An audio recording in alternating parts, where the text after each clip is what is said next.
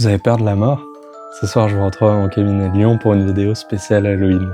Vous imaginez si vous arrivez pour une séance d'hypnose et que la personne est habillée comme je suis habillé, avec un cercle comme ça de bougies, et que vous êtes dans le noir, ça ferait vraiment en mode rituel, incantation, comme ce qu'on a un peu comme image dans les films, dans certaines histoires pour être spectaculaire, pour impressionner, comme si la personne allait prendre possession de votre corps, elle allait faire sortir vos démons.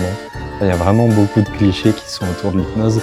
C'est intéressant des fois de les déconstruire pour faire comprendre que l'hypnose, en fait, c'est une technique de communication. On va travailler sur nos émotions, sur nos comportements, sur différents ressentis qui vont nous permettre de nous sentir mieux avec ce qu'on vit, au niveau des pensées, des émotions et autres. Et c'est ça qui est intéressant aussi.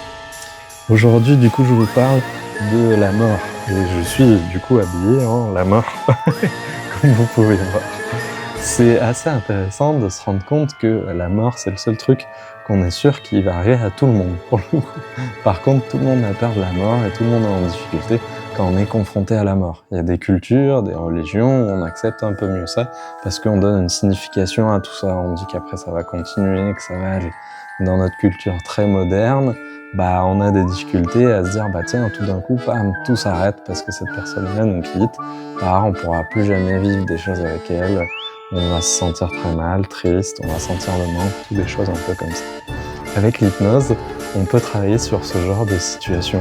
L'idée, ça va être d'agir sur peut-être des moments qui sont beaux, qui sont bons, peut-être des choses qu'on aurait aimé dire, vivre, partager avec cette personne-là, pour qu'à l'intérieur de nous-mêmes, on puisse se réconcilier, se sentir mieux avec nous-mêmes, en tout cas la part de nous-mêmes qui est très triste, en difficulté par rapport à cette situation-là.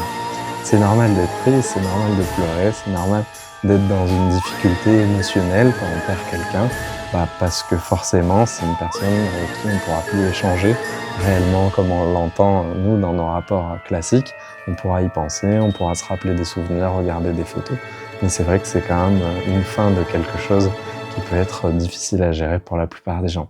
Si vous voulez aller plus loin, parce qu'en ce moment vous avez une situation difficile qui correspond à ça, je vous invite à me contacter et on pourra échanger ensemble pour voir comment je peux vous aider dans cette phase-là pour vous.